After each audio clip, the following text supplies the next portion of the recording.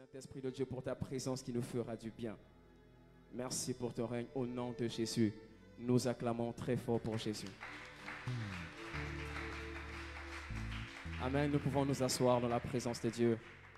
Que Dieu te bénisse, toi qui es là ce soir. Je suis très heureux de me retrouver encore en ces lieux. C'est une grâce. Le Seigneur m'a protégé. Il a permis que je sois en bonne santé pour que je sois là devant vous ce soir. Et je lui rends toute la gloire pour cela. Je bénis Dieu pour la vie de Papa Simplice parce que c'est lui que Dieu a touché pour que je sois devant vous. C'est lui qui est mon Père, c'est lui qui me pousse, c'est lui qui investit. Si je suis là, c'est parce qu'il a cru en moi. Papa, que Dieu te bénisse, que Dieu se souvienne de toi, qu'il bénisse ta famille.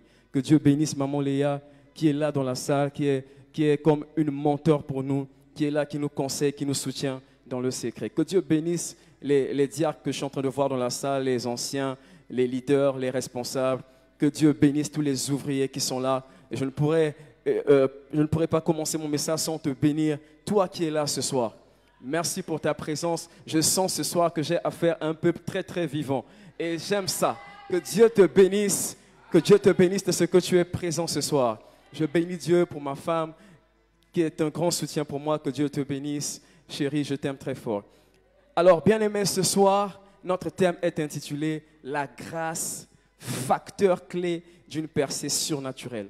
Dis à ton voisin « La grâce, facteur clé d'une percée surnaturelle ». Répète-le encore, dis voisin « La grâce, facteur clé d'une percée surnaturelle ». Ce soir, j'aimerais dire à quelqu'un que tu ne sortiras pas tel que tu es venu, parce que la grâce de Dieu va te localiser. Notre texte de base est écrit, se trouve dans Esther 2, versets 5 à 18. Mais ce soir, nous allons lire que le verset 15 à 17 parce que c'est une très longue histoire. Vous pourrez même lire le chapitre 1 à la maison pour une meilleure compréhension. Esther 2, nous allons lire le verset 15 au verset 17. Prépare ta Bible, nous allons le lire ensemble. Rassure-toi que ton voisin également a sa Bible, sinon tu peux lire avec lui.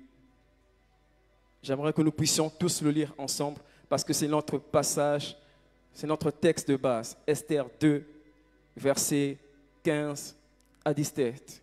Je lis au nom puissant de Jésus-Christ. Lorsque son tour d'aller vers le roi fut arrivé, Esther, fille d'Abishaïl, oncle de Mardoché, qui l'avait adoptée pour fille, ne demanda que ce qui fut désigné par Hégaï, eunuque du roi et gardien des femmes. Esther trouvait grâce aux yeux de tous ceux qui la voyaient. Esther fut conduite auprès du roi Assuérus dans sa maison royale, le 10e mois qui est le mois de Tébet, la 7e année de son règne. Le roi aima Esther plus que toutes les autres femmes et elle obtint grâce et faveur devant lui plus que toutes les autres jeunes filles. Est-ce que quelqu'un peut dire avec moi, elle obtint grâce et faveur devant lui plus que toutes les autres jeunes filles. Il mit la couronne royale sur sa tête et la fit reine à la place de Vashti. Est-ce que nous pouvons acclamer pour la parole de Dieu? Saint-Esprit, merci de parler ce soir. Merci Saint-Esprit de Dieu de nous donner le cœur de Dieu ce soir. Merci Saint-Esprit de prendre le contrôle de ma bouche. Que toi seul, tu sois, Saint-Esprit, celui qui va nous parler au nom de Jésus. Amen.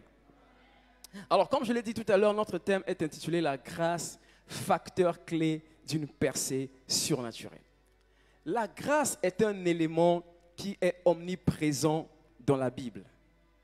Et la plupart des personnes qui ont percé dans la Bible, sinon toutes les personnes, vous pourrez me citer les noms, je vous dirais que toutes ces personnes ont percé à cause de la grâce divine.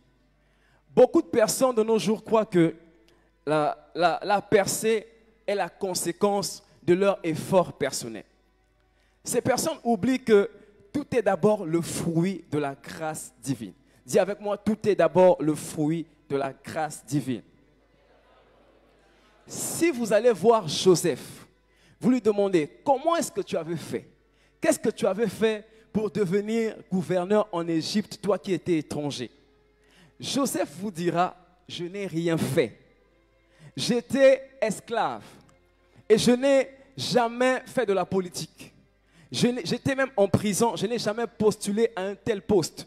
Mais la grâce de Dieu m'a localisé et a fait de moi gouverneur en Égypte. Si vous allez voir Moïse, pour lui demander, Moïse, qu'est-ce que tu avais fait pour devenir un prophète aussi puissant, capable de séparer la mer Rouge en deux? Moïse vous dira, je n'ai rien fait. Tout était fait pour que je devienne pharaon. Et j'étais un païen, mais la grâce de Dieu m'a localisé. Dieu m'a apparu par sa grâce et il a fait de moi ce que je suis devenu. Si vous allez voir David, vous demandez, David, qu'est-ce que tu avais fait?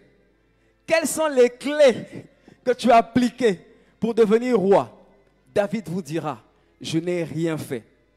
J'étais abandonné dans la brousse et je croyais finir ma vie comme un pauvre berger. Mais la grâce de Dieu m'a localisé et a fait de moi le roi, ce grand roi que je suis devenu. Et David va encore dire, à un certain moment, je ne croyais même plus aux promesses de Dieu. Tellement j'ai souffert, mais la grâce de Dieu m'a conduit jusqu'au trône. Je dis à quelqu'un qui est en train de souffrir, quelqu'un qui a perdu ses repères, la grâce de Dieu va te localiser ce soir. Dans le Nouveau Testament, si vous allez voir l'apôtre Paul, pour lui dire, qu'est-ce que tu avais fait pour devenir un si grand apôtre? Il vous dira, je n'ai rien fait. J'étais un assassin, j'étais un meurtrier, je persécutais l'Église, je n'étais même pas digne. Mais la grâce de Dieu m'a localisé et a fait de moi ce grand apôtre que je suis devenu. Si vous allez voir Jean, vous lui dites, mais Jean, quel jeûne tu as fait pour voir tout ce que tu as écrit dans le livre d'Apocalypse? Jean va vous dire, j'étais juste à l'île de Patmos, je n'ai rien fait. La grâce de Dieu m'a localisé et m'a ouvert les yeux pour que je puisse voir tous ces événements que j'ai écrits dans Apocalypse. La grâce de Dieu te localisera aussi ce soir. Hadassa était une jeune femme, une jeune fille, Hadassa qui est Esther, une jeune fille juive qui vivait sur une terre étrangère dans l'un des empires les plus importants de l'époque, à savoir l'empire perse. Si vous lisez le chapitre 1 d'Esther, vous allez voir que cet empire couvrait 127 provinces, allant de l'Inde jusqu'en Éthiopie. Et Hadassa, elle avait été adoptée par son cousin Mardoché parce qu'elle avait perdu ses parents très tôt. Et vous savez, lorsque vous êtes orphelin, vous vous posez tellement de questions sur votre vie. Papa n'est plus là, maman n'est plus là. Qui va m'aider? Qui va me soutenir? Comment est-ce que je vais terminer mes études? Des fois, il y a l'incertitude qui s'installe. Des fois, il y a le découragement qui est là. Vous vous posez tellement de questions sur votre vie. Et de surcroît, vous avez encore le statut d'étranger. Dis avec moi le statut d'étranger. Les étrangers souffrent. On leur donne même des étiquettes. Nyakbi, Nyakbi, Nyakbi. Bien aimé, l'étranger c'est difficile. Et des fois, bien aimé, quand tu te retrouves à l'étranger, tu subis des traitements de défaveur juste à cause de ton statut d'étranger. Je me souviens, mon frère et moi, un jour, on était en train de faire un culte avec les jeunes élus en plein air dans notre ancien quartier, dans un jardin public. Et il y a un agent de la mairie qui est venu nous interrompre. Il a dit, vous êtes des étrangers, comportez-vous en étrangers. Quand pour dire, vous n'avez pas le droit de faire ce que vous faites. Pourtant, nous avions l'habitude de voir des personnes qui viennent mettre des tentes avec des mégaphones devant nos portes. Ils se mettent à crier toute la nuit. Personne ne vient les interrompre. Parce que tu es étranger, on dit arrêtez. Lorsque tu es étranger, tu peux te retrouver en train de postuler à un poste. Bien aimé, on prend l'autre. Des fois, tu as plus de qualifications que l'autre, mais on prend l'autre parce que toi, tu es étranger.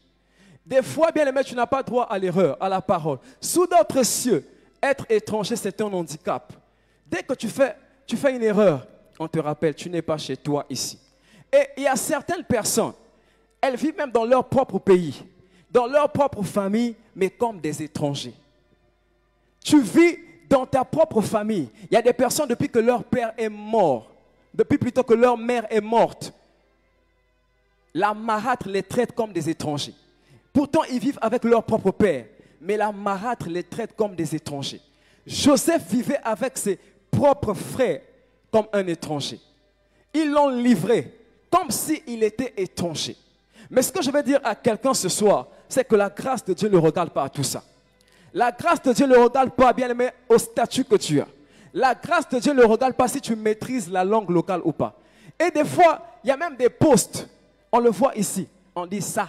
Si tu es déjà étranger, tu es exclu d'avance. Tu es exclu déjà. Si tu ne maîtrises pas le Wolof, ne pense même pas que tu auras ce poste.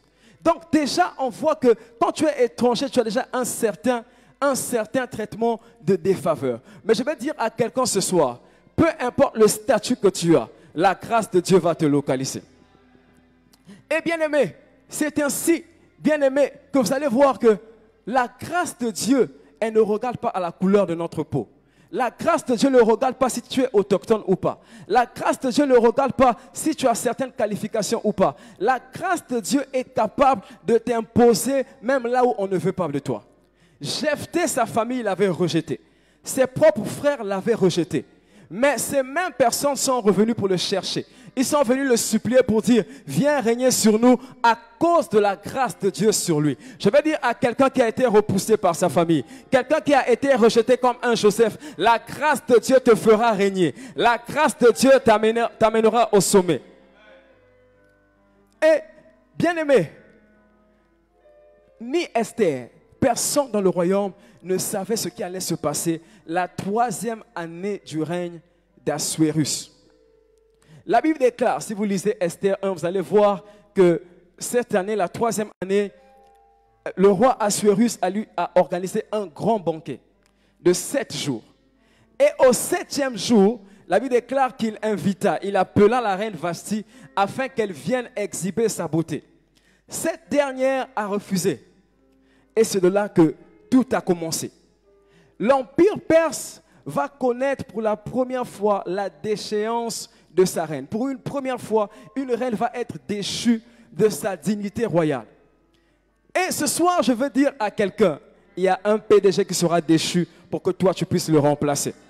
Bien aimé, la grâce de Dieu est capable d'improviser les événements qui n'étaient pas au programme, les événements qui n'étaient pas dans l'agenda. Cette année, personne ne savait que les choses allaient se passer ainsi. Mais la grâce de Dieu a fait en sorte que cette reine soit déchue pour que quelqu'un d'autre plus tard soit élevé. Il y aura un ministre qui sera déchu pour que toi, tu puisses le remplacer. Je dis même plus, il y aura un président qui sera déchu pour que toi, tu deviennes président. Ce ne sera pas parce que tu l'auras mérité, mais ce sera à cause de la grâce de Dieu. Que la grâce de Dieu te localise ce soir. Et, bien aimé, c'est là où tout a commencé. Vashti a été déchue. Et qu'est-ce qui se passe? Il y a un édit royal qui est publié. Je vous raconte l'histoire, vous pourrez lire après. Il y a un édit royal qui est publié. Toutes les belles femmes, jeunes et vierges, doivent être rassemblées à Suse, la capitale. Et ces jeunes femmes, au bout d'un an, elles devaient être préparées. Au bout d'un an, elles devaient s'entretenir avec le roi. Et celle qui devait plaire au roi devait devenir la nouvelle reine. Et c'est ainsi que vous allez lire dans Esther 2:8, parmi toutes ces femmes qui avaient été sélectionnées, la Bible déclare que Esther aussi fut conduite dans la maison du roi. Je dis à quelqu'un ce soir, Nicole aussi sera conduite dans la maison du roi. François aussi sera conduit dans la maison du roi. Je dis à quelqu'un, toi aussi tu seras conduit dans cette maison. Esther a été conduite. Et je veux dire, Esther n'avait rien d'extraordinaire.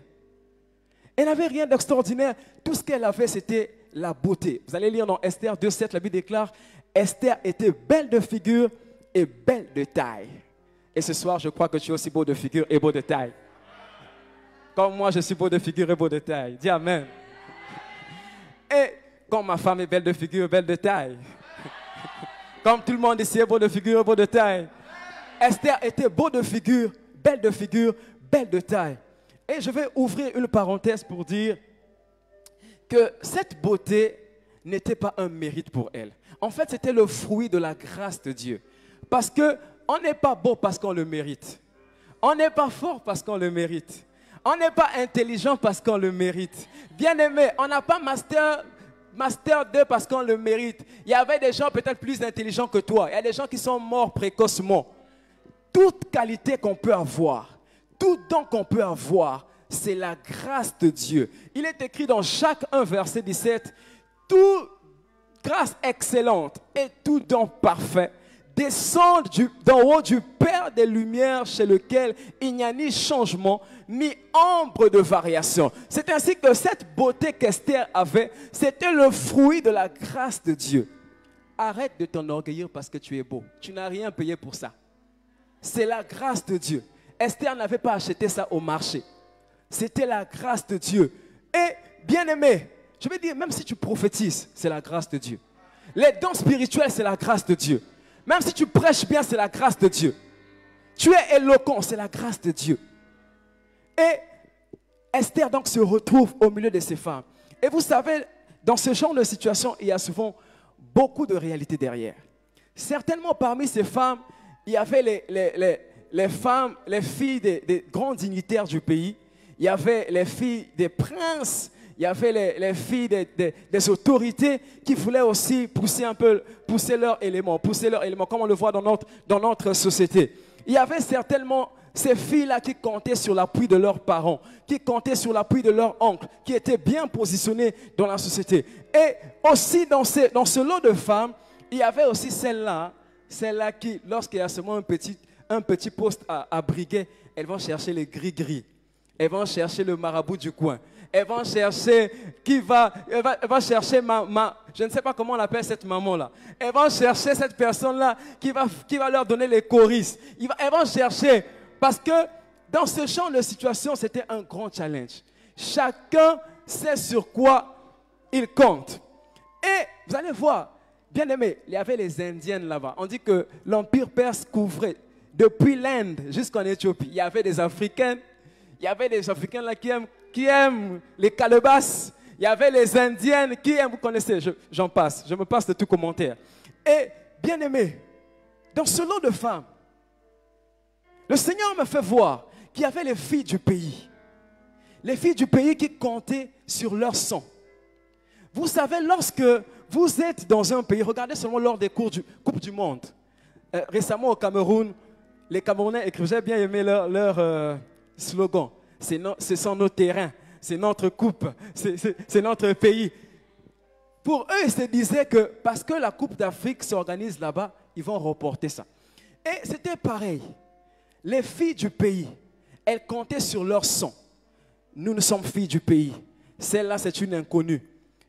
On n'a rien à s'inquiéter. Ce roi-là va nous choisir parce que nous sommes filles du pays. Et même au milieu de ces filles, il y avait les filles du village du roi. Celles qui étaient de la même tribu du roi. Celles qui pouvaient dire, nous et le roi, on parle le même dialecte. Si le roi était Téké, on va lui parler en Téké. C'est juste un exemple. Si le roi était pour nous, on va lui parler. Si ça chauffe, on va lui parler en pour nous. Nous savons préparer les mets que le roi aime. Les mets de chez nous, le tchèp, on sait très bien faire ça. Cette étrangère, elle ne sait pas bien faire le tchèp. Elle ne sait pas bien cuisiner les 3 pièces de chez nous. Et elles présentaient leurs atouts. Chacune présentait ses atouts. Mais Esther, elle n'avait rien de tout ça. Esther, son père, c'est un inconnu. Son père, Mardochée même, qui était avec lui, il n'est pas très, très élevé. Et, bien aimé, elle n'avait rien d'extraordinaire. Et toutes ces femmes avaient été sélectionnées selon les mêmes critères. Elles étaient toutes belles et vierges.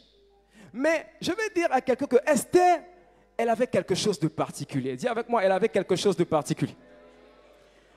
Et la Bible souligne dans Esther 2,15, la Bible déclare, lorsque son tour d'aller vers le roi fut arrivé, Esther, fille d'Abishaïl, oncle de Mardochée, qui l'avait adoptée pour fille, ne demanda que ce qui fut désigné par Hégai, eunuque du roi et gardien des femmes.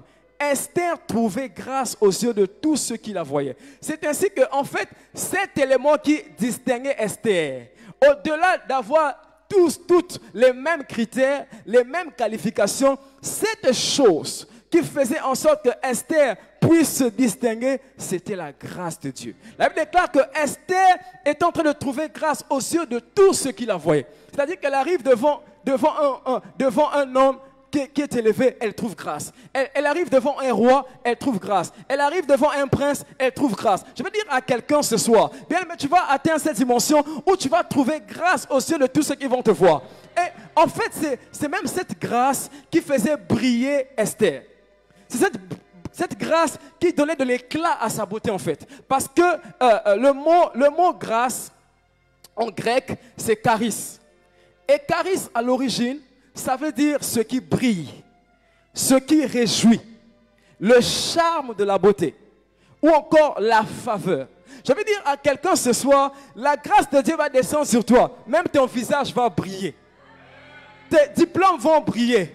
Tu vas te retrouver avec tout le monde en train de postuler. Vous êtes tous informaticiens, vous êtes tous comptables, vous êtes tous marketeurs, vous êtes tous je ne sais quoi. Mais toi, on va voir un éclat différent sur ton CV. Bien aimé, la grâce de Dieu, au-delà d'être une faveur imméritée, c'est un éclat que Dieu donne à un homme afin que cette personne puisse briller dans un domaine donné. C'est-à-dire que lorsque Esther arrive devant Hégai, vous allez voir dans Esther 2:8, la Bible déclare qu'il ne connaissait pas cet homme, le gardien des femmes. Il ne le connaissait pas. Esther ne la connaissait pas. Esther n'avait personne. Mais la Bible déclare que Esther plut à cet homme. Au point où cet homme s'est empressé. La Bible déclare qu'il s'est empressé. Il s'est empressé de fournir à Esther tout ce qu'il fallait pour sa toilette et pour sa subsistance. Bien-aimé, lorsque l'éclat de Dieu vient sur toi, tu vas te retrouver quelque part. Les gens vont vouloir te faire du bien sans raison. Les gens vont vouloir te bénir sans raison. Il y avait certainement beaucoup de femmes. Peut-être une centaine de femmes. Peut-être des milliers de femmes. Esther est la seule qui avait trouvé grâce aux yeux d'Hégai. Et plus loin encore, bien aimé, la Bible dit que Hégai, dans la version Semeur, la Bible déclare que Hégai s'est donné de la peine.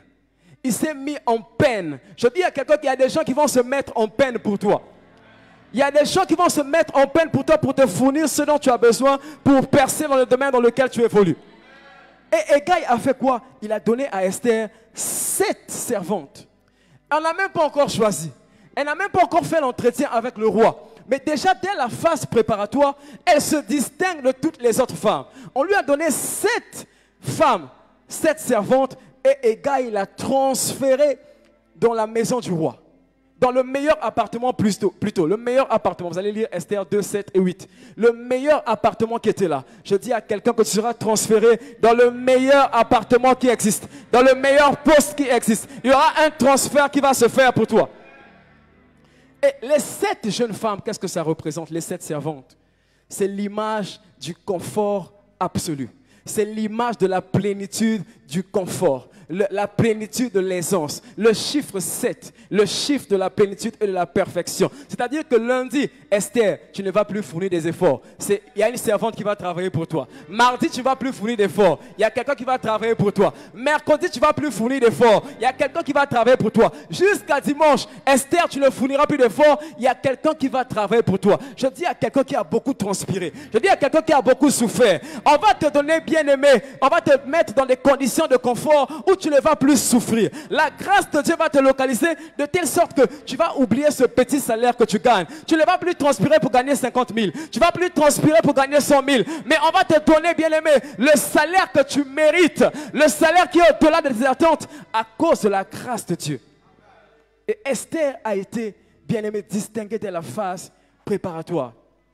L'éclat de Dieu, la grâce.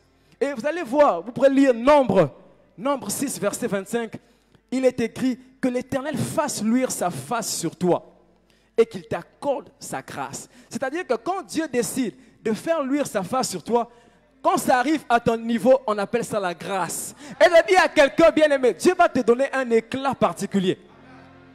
Dieu va te donner un éclat particulier. La grâce, c'est cet éclat qui fait briller l'étoile d'une personne. Si ton étoile ne brillait pas, on ne te voyait jamais, on ne te faisait jamais du bien. Ce soir, tu vas recevoir cette grâce qui va faire briller ton étoile. Dans les affaires, tu vas briller. Dans ta société, tu vas briller. À l'école, tu vas briller. Et tu seras toujours la tête au nom de Jésus-Christ. Esther, un charme particulier. Dis voisin, l'éclat de Dieu va me donner un charme particulier. Et comme je disais tout à l'heure, quand tu reçois cet éclat, les inconnus te font du bien pour rien. En fait, tu n'as même pas, tu récoltes même ce que tu n'as pas semé. Esther n'a rien semé. Mais elle vient égal lui fournir. Prends. On va te donner des Range Rover que tu n'auras pas semé. On va te donner les immeubles que tu n'auras pas semé. On va te donner, bien aimé, les postes que tu n'as pas demandé. À cause de la grâce de Dieu. Que cela soit ton partage. Et Esther, elle était là, avec la grâce. Elle était en train de marcher, avec la grâce. Et vous savez, je vais vous donner un témoignage. Il y a un petit frère d'un aîné, le petit frère d'un aîné dans la foi. Un jour, il est sorti de la maison pour aller faire une course. Pendant qu'il sort au coin de la rue, il rencontre un blanc. Et il ne connaissait pas ce blanc. Ce blanc lui dit, je ne sais pas, mais il interpelle. Je ne sais pas, mais je sens que je dois tout faire pour que tu ailles au Canada. Juste comme ça. Il ne se connaissait pas. Je sens que je dois tout faire. Je ne te connais pas, je ne connais pas ta famille, mais je dois tout faire pour que tu ailles au Canada. Et il a fait toutes les démarches. Cet enfant n'a payé même pas un franc. Il s'est retrouvé comme ça au Canada. Il s'est retrouvé en train d'étudier dans des grandes écoles. Déjà, pendant qu'il était étudiant, il avait une grande bourse. Et il a terminé ses études. Il a eu un gros travail avec un gros salaire. Je dis à quelqu'un, les gens vont te faire du bien pour rien. Tu vas sortir dans la rue. Un patron va te rencontrer. Il va dire, je sens que toi, je dois te donner ma deuxième voiture qui est là-bas, au garage. Je sens que toi, j'ai tellement de terrain. Je dois te donner les 2 terrains que j'ai achetés récemment. Je ne sais pas, mais toi, je dois te payer les études pour que tu ailles étudier à Harvard. Je ne sais pas, mais tel que je te vois, tu as un éclat particulier. Quelque chose au fond de moi me dit que je dois te soutenir dans ton projet. Quand tu as cet éclat, bien-aimé, tu ne souffres plus. Tu ne fais plus d'efforts. Mais c'est la grâce de Dieu qui travaille en toi. Et le contraire de ça, c'est la disgrâce. Il y a beaucoup de gens qui vivent la disgrâce. Il y a beaucoup de personnes qui sont remplies de talents, qui sont très intelligents, mais personne ne les soutient. Personne ne veut jamais les financer. Ils ont de très belles idées. Ils ont de très bons projets. Personne ne veut jamais investir. Il y a des personnes dans leur famille, elles sont très belles quand tu regardes. Dieu a créé. Très belles. Mais aucun homme pour venir les épouser. Le mariage ne vient jamais. Mais ce soir, je vais dire à quelqu'un, peu importe la disgrâce qui était sur toi, ce soir, elle sera changée en grâce. Et lorsque Esther, son tour d'aller vers le roi est arrivé, elle déclare, elle est rentrée. Elle est rentrée alors que toutes les autres femmes avaient échoué. Lorsque Esther arrive, la Bible déclare que le roi l'aima plus que toutes les autres femmes. Et elle trouva grâce devant lui. Et Esther, le roi a dit, je mets la couronne royale sur ta tête. Je dis à quelqu'un ce soir, bien-aimé, tu vas te retrouver en train de faire un concours. Tu ne seras pas peut-être la personne la plus qualifiée, mais on dira, je mets la couronne sur toi. C'est toi qui seras couronné au bout de ce concours. Je dis à quelqu'un qui va se retrouver en train de postuler à un poste avec des personnes qui sont peut-être plus qualifiées. Toi, tu vas te dire, qu'est-ce que moi j'ai? Je n'ai personne. La grâce de Dieu fera en sorte que tu sois couronné. Je viens annoncer à quelqu'un ce soir, tu seras couronné cette année. Non, je dis au mois de mai. Alors que ce mois d'avril est en train de terminer, le mois de mai est un mois de couronnement de quelqu'un. À cause de la grâce de Dieu, bien-aimé, la grâce va te faire entrer dans le palais des rois. La grâce va t'amener à la présidence. Je ne sais pas à qui cela est adressé, mais je parle à quelqu'un ce soir de façon prophétique. Je dis à quelqu'un, ce ne sera pas à cause de tes qualifications. Ce ne sera pas parce que tu auras jeûné. Ce ne sera pas parce que tu auras prié. Mais à cause de la grâce de Dieu, bien-aimé, cette autorité va dire, il faut que je t'introduise dans le palais royal. Il faut que je prenne ton dossier, que j'aille voir le président. Ton entreprise là, je vois que ça t'attend. Dieu m'a mis à cœur que je puisse te donner le financement qu'il faut. Dieu m'a mis à cœur de pouvoir booster tes revenus. Dieu m'a mis à cœur de pouvoir prendre soin de toi. Je vois des personnes qui ont été abandonnées dans leur famille. Des personnes qui ont été traitées comme des étrangers. Des personnes qui ont été rejetées dans leur famille. On t'a méprisé dans ta famille. On a dit que toi, tu ne réussiras jamais. Sans nous, tu ne réussiras jamais dans ce monde. J'entends le Saint-Esprit me dire qu'il y a quelqu'un ici. à qui on a dit, sans moi tu ne réussiras pas sur cette terre. Aussi longtemps que je vivrai, toi tu ne vas jamais percer. Mais je viens t'annoncer que la grâce de Dieu ce soir tombe sur toi. La grâce de Dieu te localise et t'amène à la percée. Ta famille va s'étonner. Cette personne qui a parlé contre ta destinée, elle n'est pas le garant de ta destinée. Parce que Dieu ce soir décide d'introduire dans la cour des grands à cause de sa grâce. Le livre d'Esther est le seul livre dans la Bible où le nom de Dieu n'est pas explicitement mentionné. Mais ce que le Seigneur m'a fait comprendre, c'est que Dieu est là sous l'étiquette de la grâce. En réalité, derrière cette grâce se cachait une personne. Il est écrit dans Chant 1, verset 17. Oh, Moïse a apporté la loi, mais la grâce et la vérité ont été apportées par Jésus-Christ. Jésus était cette personne qui était cachée sous la grâce. À cause de Jésus dans ta vie, ton histoire va changer. Bien-aimé, arrête de compter sur ton père. Arrête de compter sur ton oncle. Arrête de compter sur les hommes de ce monde. Aucun homme ne pourra t'amener à réussir dans ce monde. Il n'y a que le Seigneur Jésus-Christ qui est capable de te faire entrer dans une percée surnaturelle. Et ce soir, je déclare dans ta vie que ton histoire va changer. Toi qui as beaucoup pleuré, le Seigneur va essuyer tes larmes. Je parle à une orpheline ce soir. Je parle à un orphelin qui a perdu ses parents très tôt, comme Adassa. Tu dis, personne ne va m'aider. Bien-aimé, ce soir, Jésus est la grâce qui va te porter. Jésus est la grâce qui va te transporter dans ta destinée surnaturelle.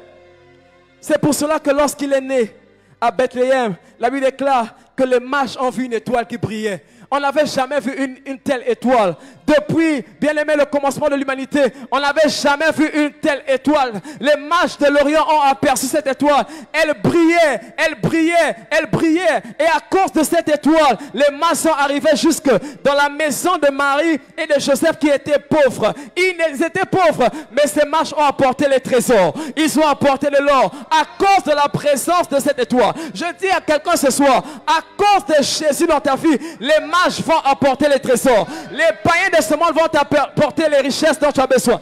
Bien aimé, tu vas voir des gens qui viendront avec de l'or.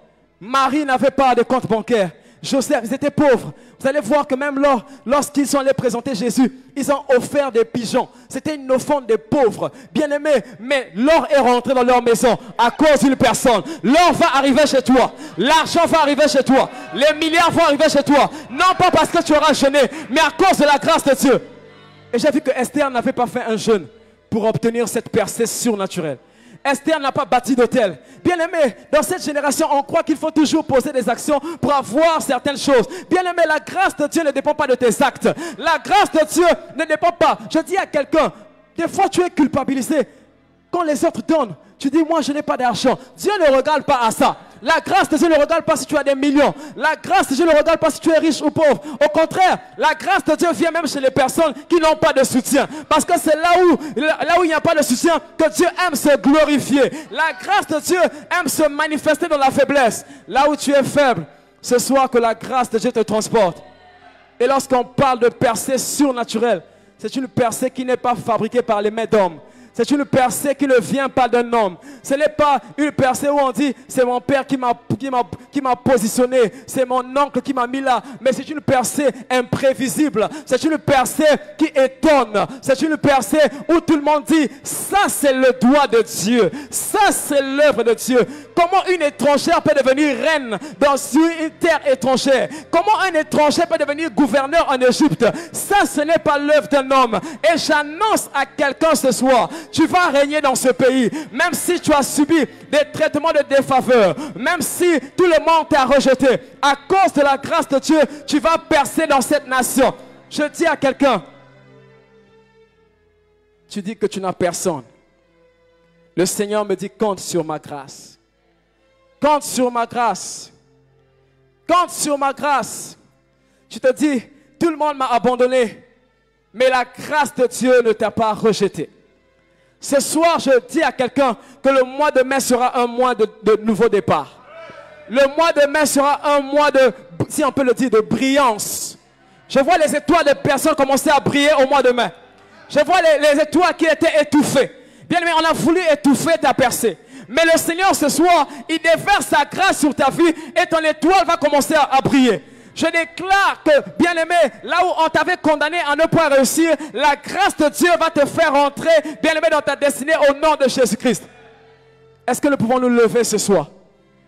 Est-ce que nous pouvons nous lever ce soir? Est-ce que nous pouvons nous lever ce soir? La grâce de Dieu est disponible ce soir. La grâce de Dieu est disponible pour quelqu'un ce soir. La grâce de Dieu est disponible pour quelqu'un ce soir. Dis Seigneur, je te bénis pour ce message. Merci au Père pour cette parole.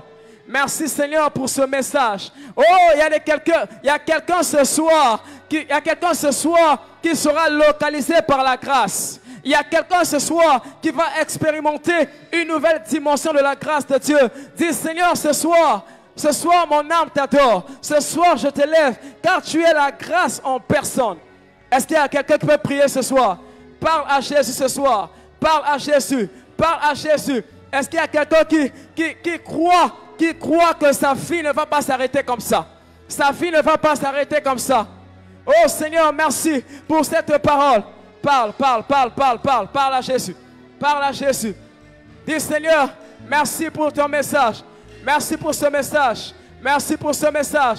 Parle à Jésus, parle à Jésus. Parle à Jésus.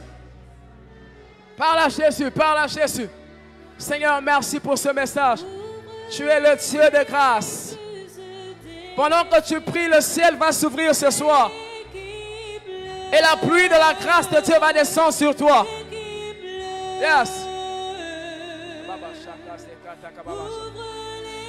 Ne regarde pas ton voisin. Dis Seigneur, ce soir, je suis là. Je n'ai que toi, Seigneur.